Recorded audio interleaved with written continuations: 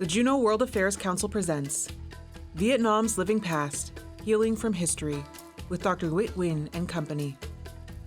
In November of 2023, UAS history professor Nguyen traveled with 12 students to Vietnam as part of a Vietnam War history course.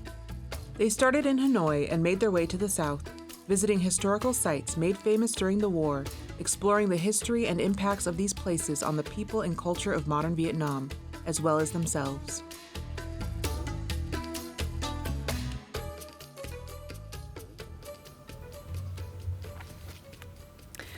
Good afternoon. My name is Nguyet Nguyen. I am a faculty member at UAS and I teach world history, history of the Vietnam War, and history of U.S. foreign relations. Last semester, Dean Carin Silkaitis and I co-taught a class called Historians and the Living Past, which aimed at teaching about the history of the Vietnam War and its legacies by taking students to Vietnam. It was the first class of its kind ever at UAS.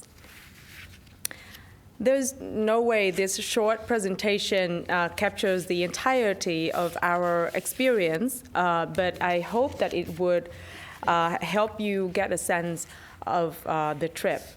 We traveled for 2 weeks. We deliberately timed it so that one of the weeks was during Thanksgiving. We landed in Hanoi, meaning North Vietnam, and we departed the country in the south from Ho Chi Minh City. So this is a map of the country, as you can see there. That is the north. This is Hanoi, the capital city, and we went to the central area of Vietnam and then the south here. And here's the north. The Gulf of Tonkin. In the north, we spent our first days exploring the city and the surrounding areas. We went to the first National University of Vietnam, which is over 1,000 years old. We went to visit the prison where the U.S. prisoners of war were kept. We went to visit a ceramic village. We went to a water puppet show. One of the most important components of the trip is a visit to the Friendship Village, where some of the victims of Agent Orange were taken care of. Here's a photo of us meeting with the director of the center. Then we went to Ha Long Bay. Some of you might have heard of this beautiful place, but some of you may know of this bay by its more famous name, the Gulf of Tonkin. Here it is. And the reason why I show you this map is because Ha Long, the Gulf of Tonkin, also played a central role in the Vietnamese victory against the Mongolian Empire 3 times.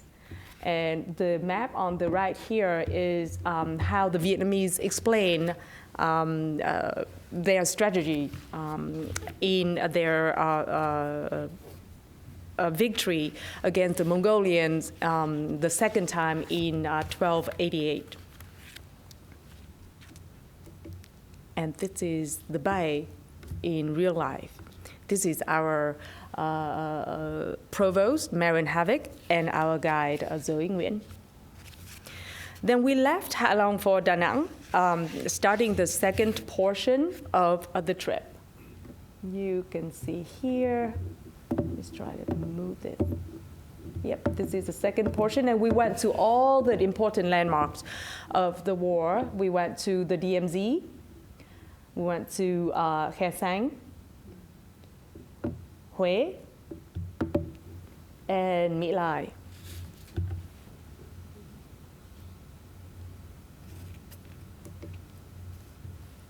This is the DMZ area. We were just relaxing by the beach after a long day. We went to see the bridge over the river that separated the north and the south.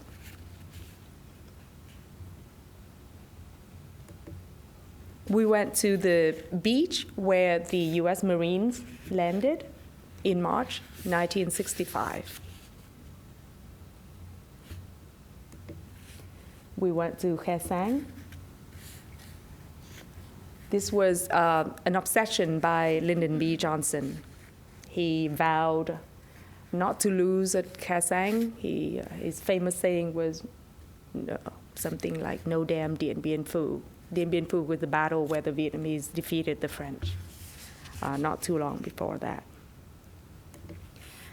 And we also went to the imperial city of Hue, and this is the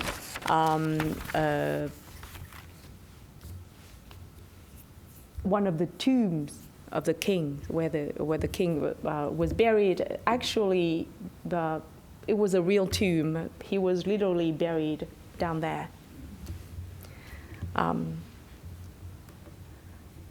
This is Hội An, one of the ancient cities of Vietnam. There are so many highlights in this segment of the trip, but many students said that the visit to Project Renew was memorable. Project Renew attempted to reduce the number of people who were killed or injured by explosives that remained in Vietnam after the war. My students will tell you more about that later. So here are two victims of an exploded ordnance in Vietnam, and they became a staff member at Project Renew. This is another staff member explaining to us different type of bombs or explosives in Vietnam and what they did to the human body. And I just feel happy whenever I look at this picture. One of the participants in the class were taking picture with one of the victims there. Now, saying goodbye to the central area of Vietnam, we flew to Ho Chi Minh City, continuing with our exploration of the southern portion of the country. Here is South Vietnam. This is where we went. We spent one day exploring the countryside in the Mekong Delta. Here's the Mekong Delta.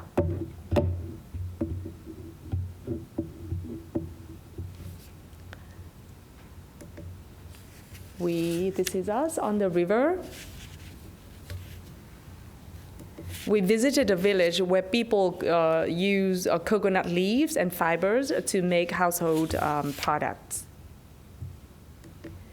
We visited the Cu Chi tunnel system. This system could bring the guerrillas about 2 miles as close to the headquarters of the U.S. in Saigon. It has many layers, and people lived there for months. We met with Madame Ning, a person who played an important role in the negotiations of the Paris Accords, and she told us her story.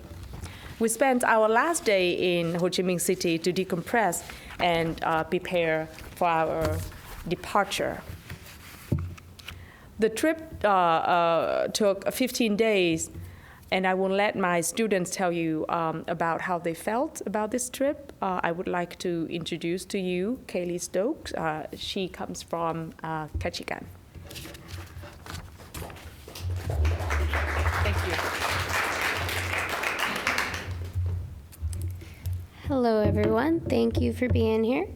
Today, I'm going to talk about my experience traveling the country of Vietnam to learn about its culture and the history of the American War.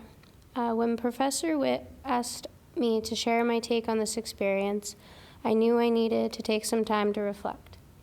This was my first time ever out of the country, so I did not know what to expect. While I was more than excited to broaden my horizon, I was learning about the hard-to-swallow truths of warfare and how people suffer because of it.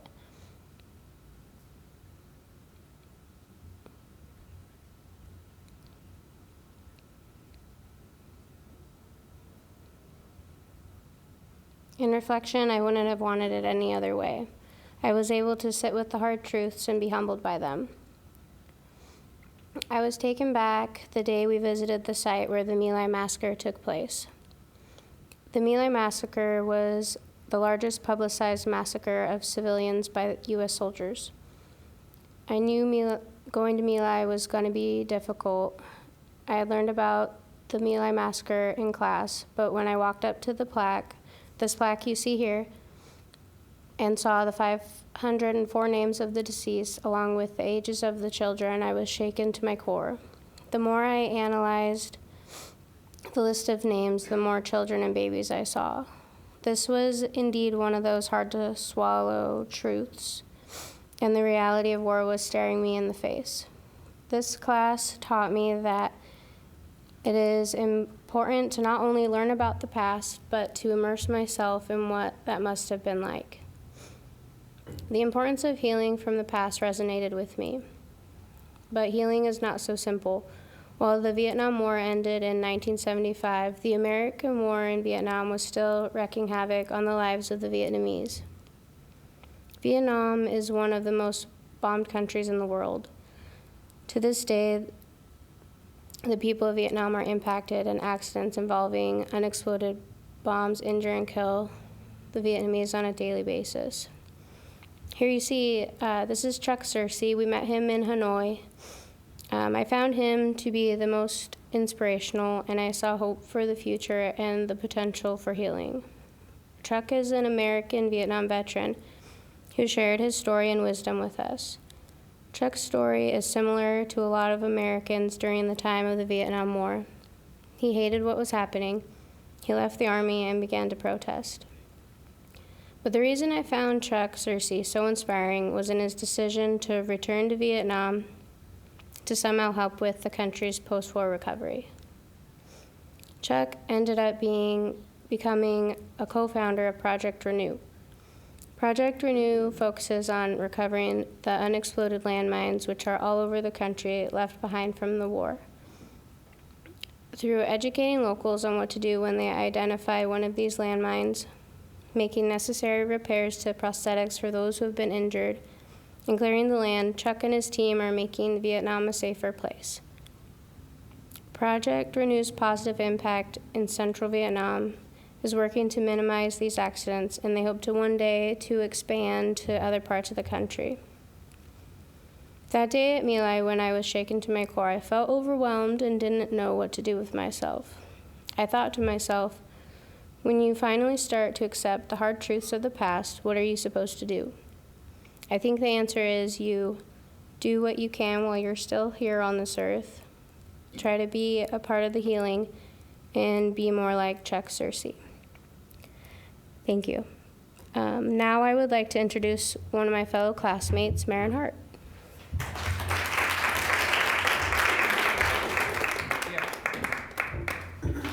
Hi. This past year, I had the privilege of traveling all over the world. I got to go to a couple countries in Europe, and I went to Canada and I went to Mexico, but my most life-changing experience was definitely in Vietnam. This is us at the beginning of the trip. After like a full day of traveling, we were on the plane for like at least 12 hours, and we landed when it was nighttime. It was very humid. But what I learned and absorbed here has really changed how I view the world and how I want to exist within it. Specifically, the country's resilience and its culture's emphasis on forgiveness has really made the deepest impact on me. This is me and Kaylee at this lake in Hanoi. And so there's an instance in Vietnam's history that I really believe represents their forgiving culture. So in 1967, October, John McCain crashed his plane into this very lake. Here is a memorial for it now. And he crashed it because he was on a bombing mission. And the local people swam out to the lake and captured him and dragged him back to shore, and they were rightfully so very angry at him. He was likely very responsible for deaths and casualties and serious injuries. But instead of hurting him, one person stood up and said and explained that because he was now on the ground and not in the air, he was no longer the enemy, but could not cause harm to them, and they therefore should not cause harm to him. So he was instead nursed from his wounds and brought back to safety.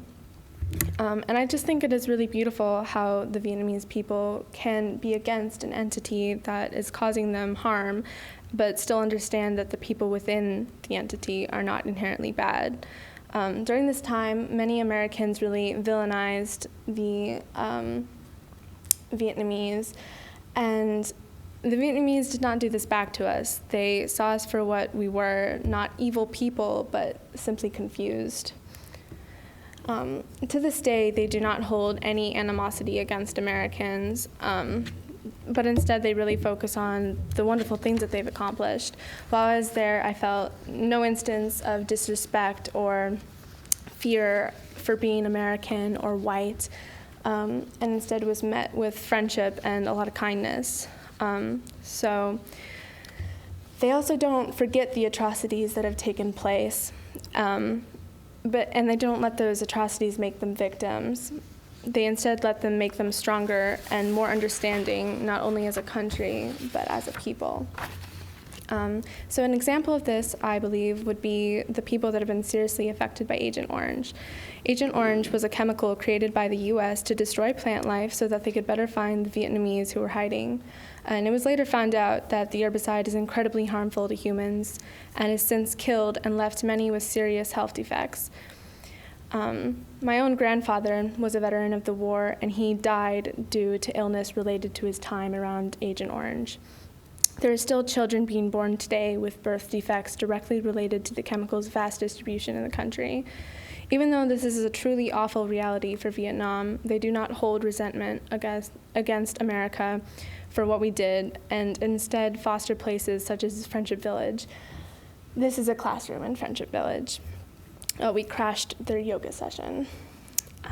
Friendship Village is a residential facility in Hanoi that provides medical care, physical therapy, and education for those who have been left disabled by Agent Orange. It was founded by George Mizo, who was an American veteran, and he created it not only for these Vietnamese people who have been left disabled, but also for veterans so they can live together in peace. The people here were truly loving and kind, and I really wish that we could have spent more time with them. But here's some friends that I made. Here's a big group of people, and that's Grayson in the white. She was a fellow student. And then here's our class with a bunch of the people who live in Friendship Village. This is me in the Vinland Tunnel, and it looks kind of big there, but it's like there were some sections in which I had to crawl on my hands and knees, and I'm 5'3", so it was pretty tiny. And the Vietnamese dug these out to hide from the Americans, and it was just very impressive and very cool to go inside the real tunnels that were also widened in some places so we could fit. This is me in the Imperial City, which is just another very big Vietnamese landmark in history. But yeah, traveling through their stunning country and tasting all their magnificent food and being surrounded by their spiritual and compassionate culture has really inspired me to emulate those same values in my own life, which has turned out to be being mindful and really thankful for the life I've been given, as well as really learning to go with the flow of things. I'm learning to adapt to whatever life brings my way without holding on to resentment. And that, I think, is pretty inspired by my trip to Vietnam. I've always been pretty authentically myself, but traveling here and being in their culture and learning about their history for their fight for independence has really inspired me to fight for what I believe is right, even when the world seems against me. And now I would like to introduce Dean Maas.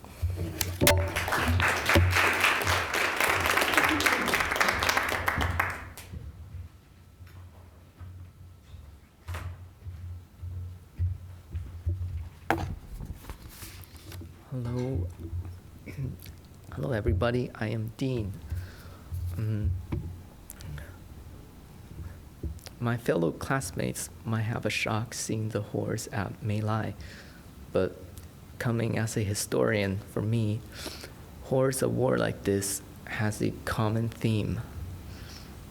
I see people are capable of good and kindness, and those good and kindness are often targeted for whom they consider close, like family or friend. But humans are very much capable of being ruthless and without mercy, often directed onto those who are considered an enemy or an adversary.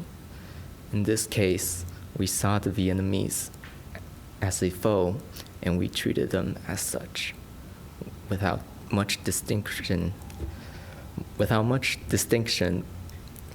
of who's a soldier and who is a civilian.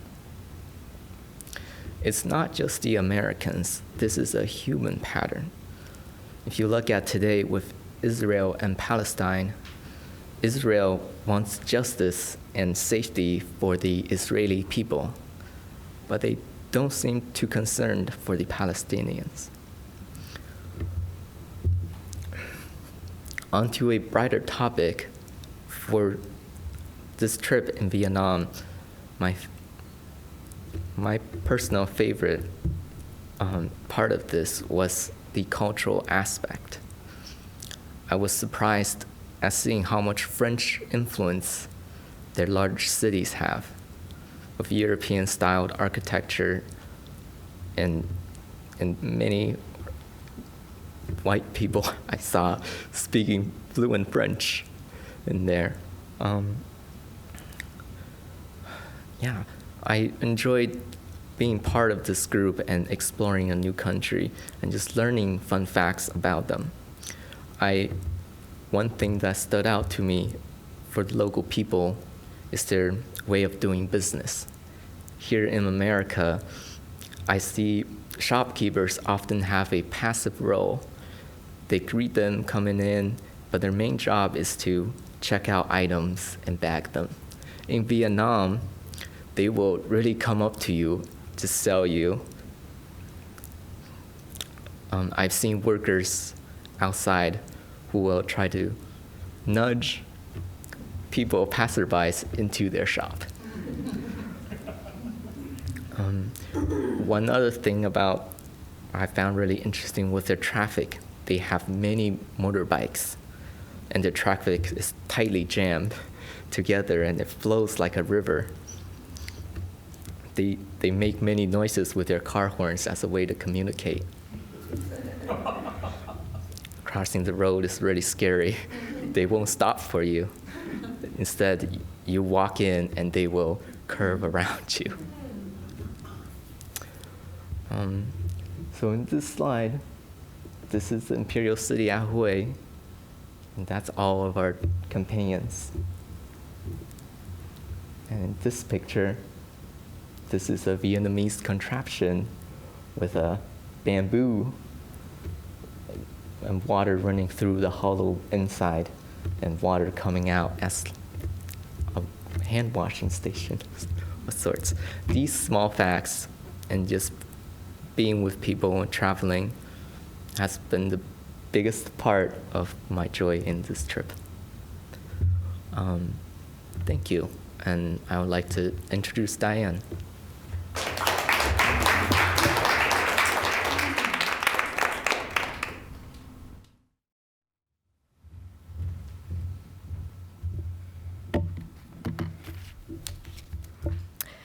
Well, I was 14 years old in 1965 when U.S. troops landed in Da Nang, and the bloody war that scarred my generation really took off. That war was a constant presence in my teenage and young adult life. Horrific images on TV, the very visible, ever-growing, very divisive anti-war movement in our country. And I believe it was the impact of that war that later led me to become involved with the anti-nuclear weapons movement, and also to oppose and protest U.S. military operations ever since. My motivation for studying the Vietnam War and visiting the country came from a desire to really understand what happened in that war, and also to find some hope and healing in what has happened since, and the growing friendship between our country and Vietnam. I wanted to be a kind of citizen goodwill ambassador. I wanted to let the people know that we grieve the part that our country played in that war, and we desire to make amends. After all, it is a few government leaders who make war. It is the citizens, all the people who demand and carry on the work of peacemaking. Looking back on our amazing tour of Vietnam that you have heard about, what struck me was how well we Americans, former enemies, were being taken care of. We had wonderful guides in each area of the country who had so much to share with us about history, their own perspectives, answering our millions of questions. They were so warm and happy to engage with us. They became friends. The children and staff at Friendship Village, the survivors of war munitions at Project Renew, they all welcomed us with open hearts. They are doing the work of healing and rebuilding, and they drew us into their circle of hope. We were told, as you've heard again and again, that the Vietnamese people do not harbor bitterness. Their philosophy is to just keep moving forward. So I would have to say that those generous, resilient people, the ones I saw, the ones I met, they were the ones who provided healing that my spirit was seeking. Upon returning from the trip, I turned to a pastime of mine, which is writing poetry. And I was prompted to write about our beloved tour director, Joe, the man who accompanied us on the entire trip, met our every need, and even some we didn't know we had. Joe became our friend. He joked and laughed with us, and he shared with us his motivation for doing this work, the work he thinks is the most important of all. I would like to share my poem. And here's Joey over here, kneeling down there in the front with his big smile. Joey, cell phone in one hand, cup of coffee in the other. Joey is the engine that keeps our tour moving. What kind of man chooses to lead Americans to sites like My Lai, Khe Sanh, and Hue, monuments to the devastation of war? I notice how Joe is present to us. The day I drag my ailing self to the bus, he leans in and speaks softly, "Can I get you some cough medicine from the pharmacy?" When heat and humidity oppress, he sees distress and approaches several privately. "I just booked a taxi for your return to the hotel." I can still see Joe pointing at his Vietnam Veterans for Peace shirt, saying, "This is all I need, to do my best to serve others and to raise my son to do the same." This man, whose forebears dug through the rubble of U.S. bombs and built shrines for beloved lost, has eased the way for us. Thank you. And now I would like to introduce KJ Metcalf.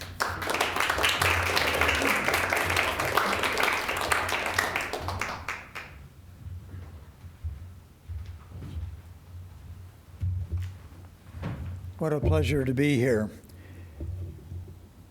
Just to put my presentation in context, I'm not a Vietnam veteran. I served my time in 1955 and 1956 in southern Germany. But that experience taught me that our default setting for violence is a terrible, terrible thing.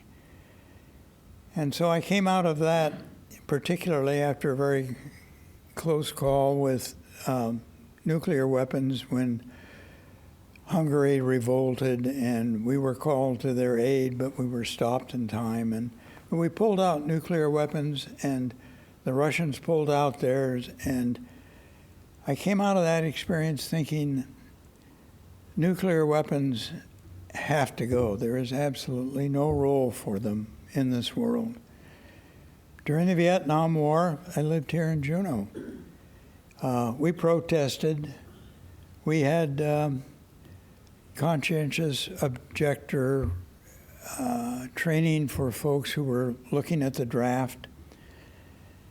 And I thought I understood the Vietnam War. If you lived here then, you know that the news came on an airplane from Seattle every day, and if the weather wasn't good, you got to see a movie on cranberries until the news films got in.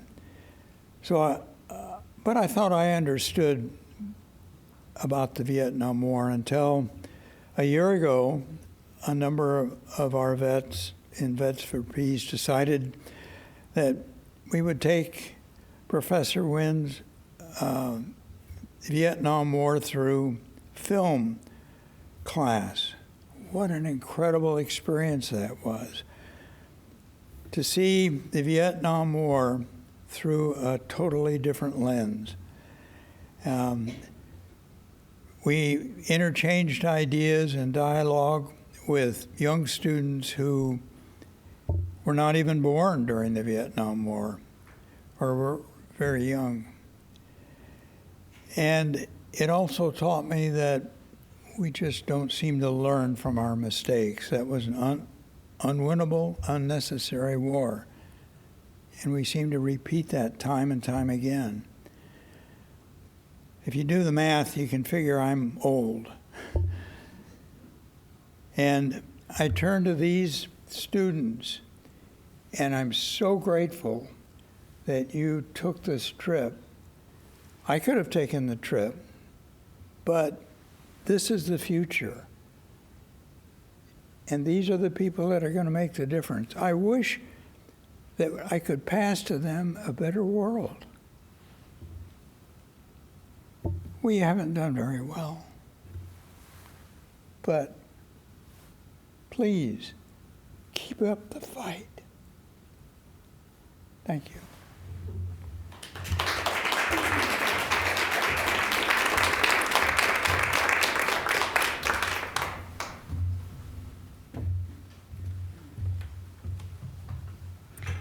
Thank you so much, panelists. Very moving stories, all of you.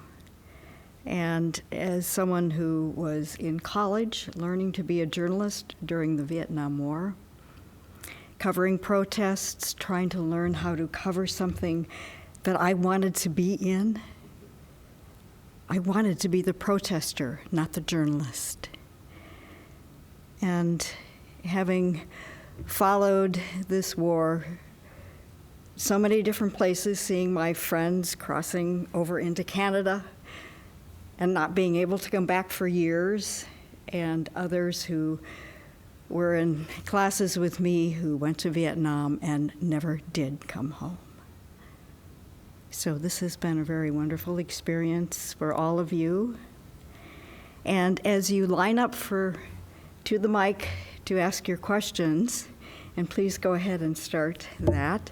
I have one question for you, Whit. And I understand you're going back to Vietnam in 2025. Tell us a little bit about it. Thank you. Yeah. So first of all, I would like to clarify the role of KJ. He was really important for us during this trip because of his contribution to the trip. So for that, we are really, us instructors, UAS, and UAS students are really thankful, really grateful for that. And we are going, because of the success of the first trip, we decided to offer it again in the fall of 2025. It's going to happen during the same time, the first week, during the week of Thanksgiving and the week right after that. And so if you are interested in going and participating in this course, please let us know. And do we have any questions, please, from the audience for our wonderful panelists?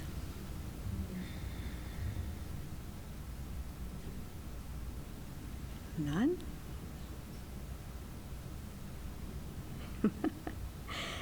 Any questions from the panelists to the audience? Because certainly many of you probably have your own memories and feelings of this.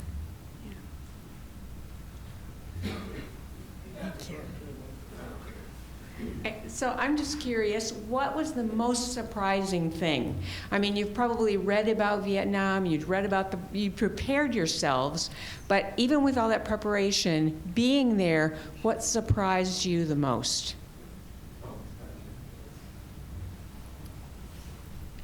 Well, I think I can only speak for myself, but how safe I felt, I guess, and how welcome, like how Marin talked about feeling welcome and well treated, and just it was just so welcoming to be there. That was after learning about all the hard things and the role of the Americans, like swallowing all of that, it kind of feels a little bit shameful at first to think about being there, and that was our role. But then the forgiveness, we were able to just move on from that feeling of shame and guilt and immerse ourselves in the experience and the culture. Thank you.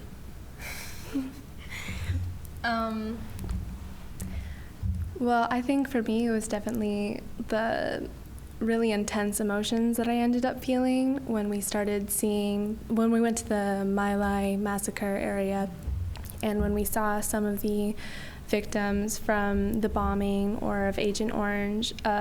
It's one thing to see that and read about it on your computer or in a book, but when we were really there, it was just incredibly heartbreaking, and tears were shed.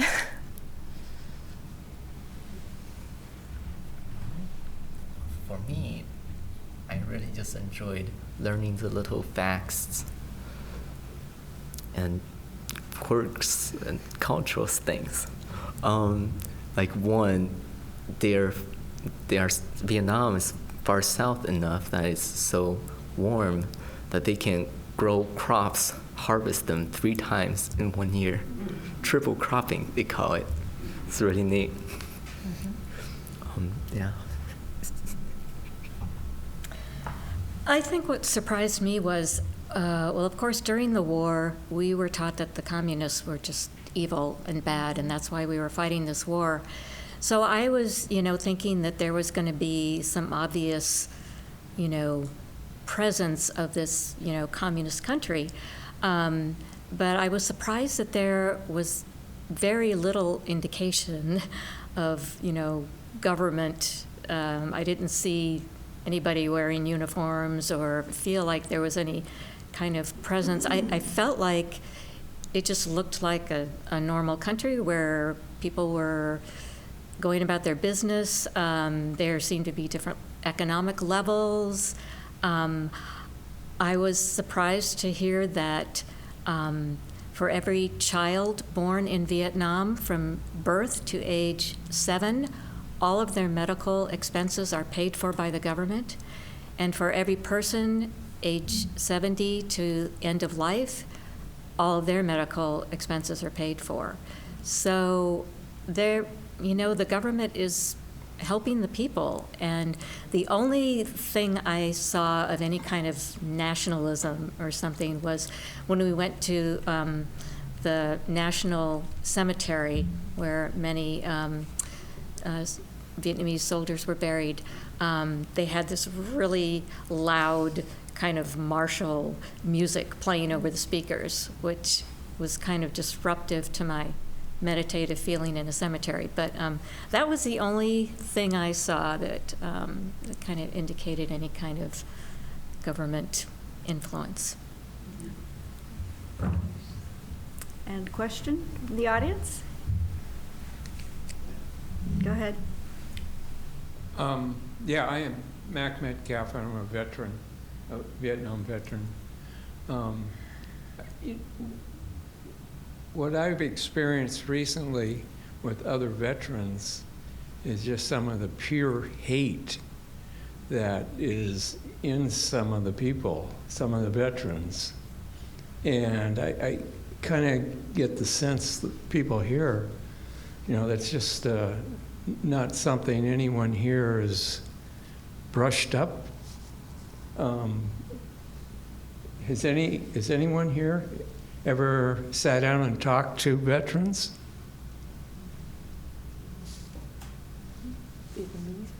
What do you want to say something about it? Speak to the microphone. Vet for Peace, like KJ. Oh, okay. And so they're mostly people who are veterans of Vietnam. Yeah. They're there, and they're really working for peace. They're not particularly bitter. They're working really hard to change the situation. Are these veterans, Yes. Vietnam Yes. veterans that are Yes. working for peace? Yeah, yeah. How many are there here in Juneau? Well, about 15 Okay. probably, yeah, active. Yeah, okay. Well, we need more of them. I mean, it's not just, I don't know why it's still there, but, you know, I just brushed up with a couple people who, in talking about Vietnam, they wanted to, you know, that was just hate. And it was scary. And it's still out there.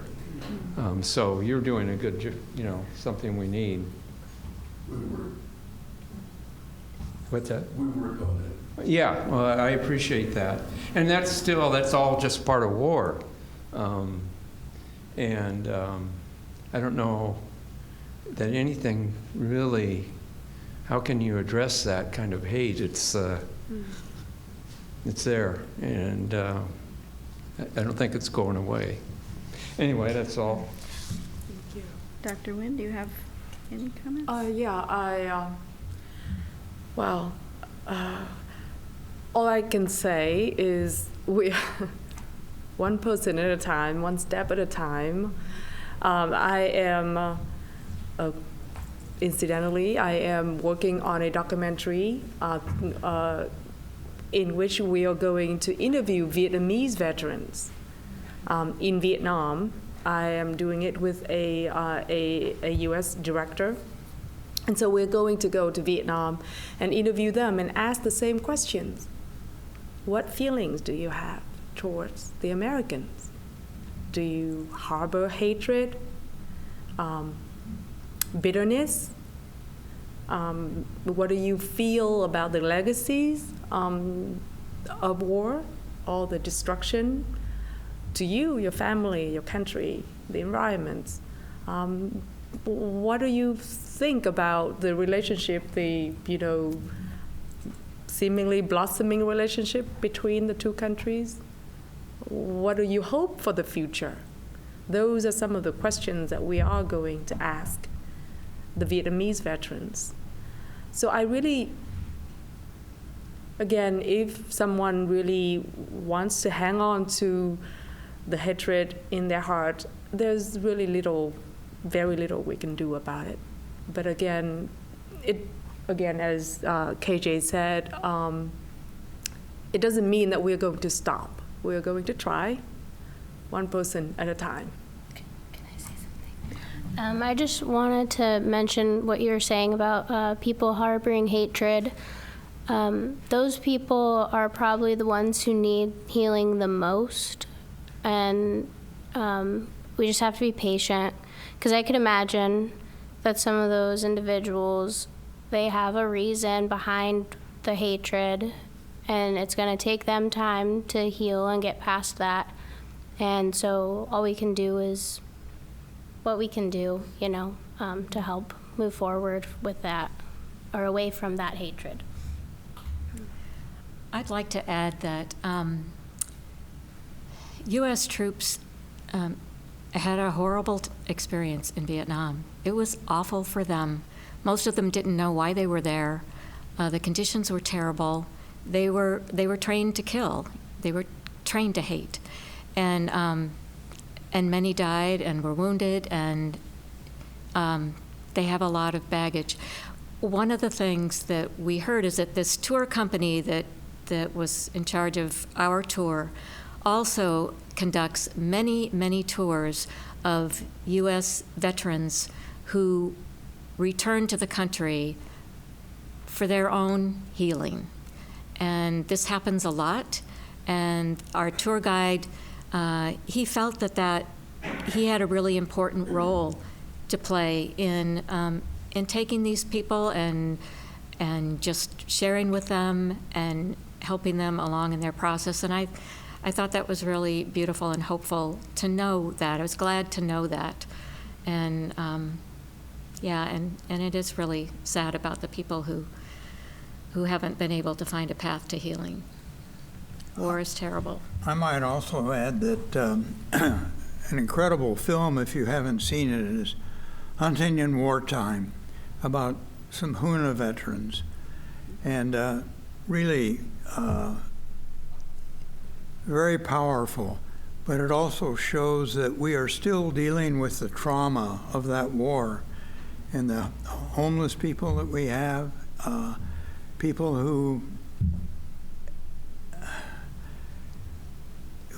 who are hurt often hurt other people.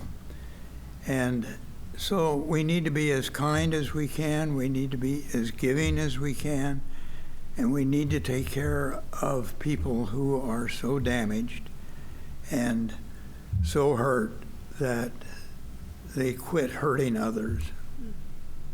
I would like to add that the director that is of the documentary that I'm talking about is the director of Hunting in Wartime. So she's going to Vietnam with me. So if you would like to know more about that documentary and support us, please talk to me.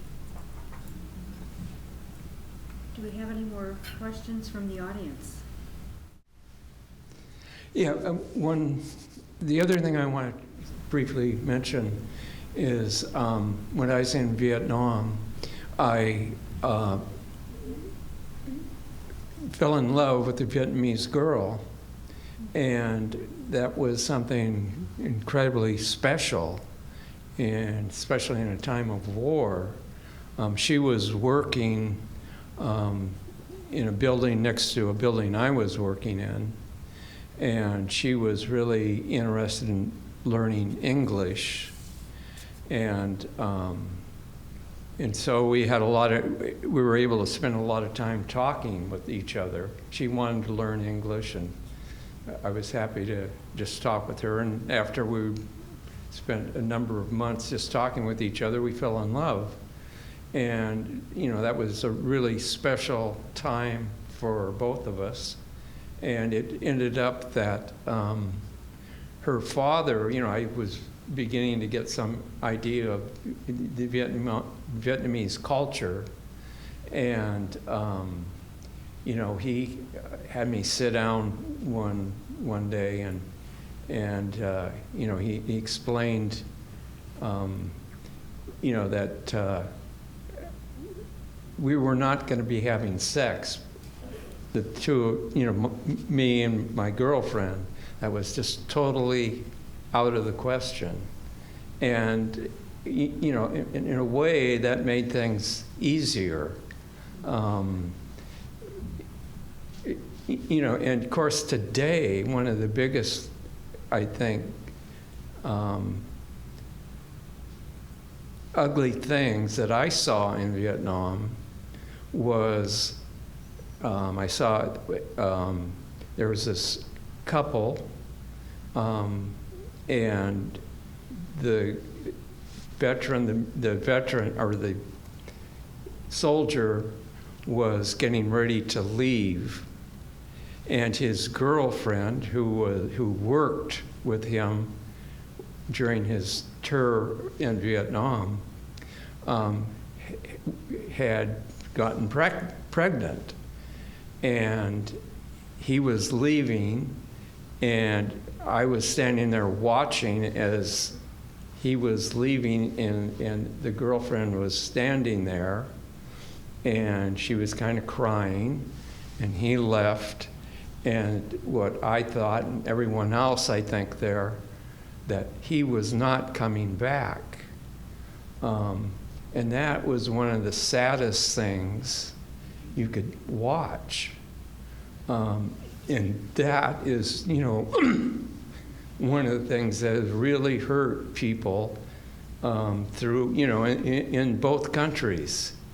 That, there are these kids who are out there who don't have fathers.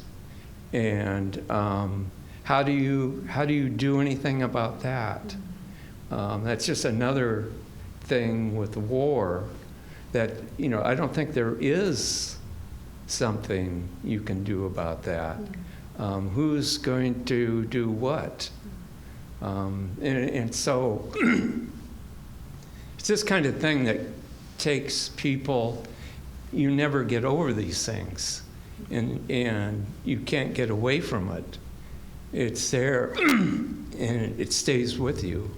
And in a way that's, most people won't talk about it, I think. And when you see that kind of thing, it just sticks with you.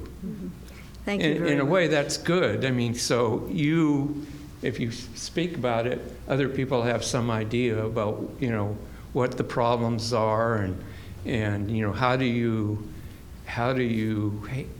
deal with that?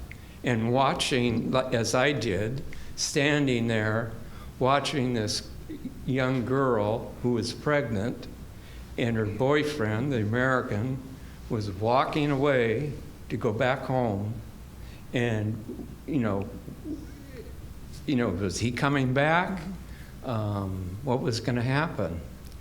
And so this is kind of thing that happens in war. You can't stop it. There's no way to deal with it. It's just war. Anyway. Thank you. Yeah. Yes, because we're going to need to wrap it up. And thank you all so much for joining us for Vietnam's Living Past, Healing from History. Let's have one more round of applause, please, for our panelists.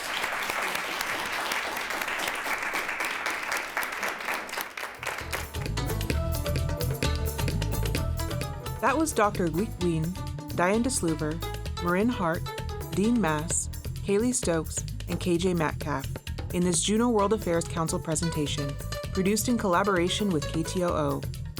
It was recorded April 15, 2024 at KTOO in Juneau, with support from the University of Alaska Southeast and Core Alaska Kensington Mine, and additional support by Ramada by Wyndham, DreamHost.com, and individual contributors. The travel featured in this presentation was supported in part by the Juneau chapter of Veterans for Peace.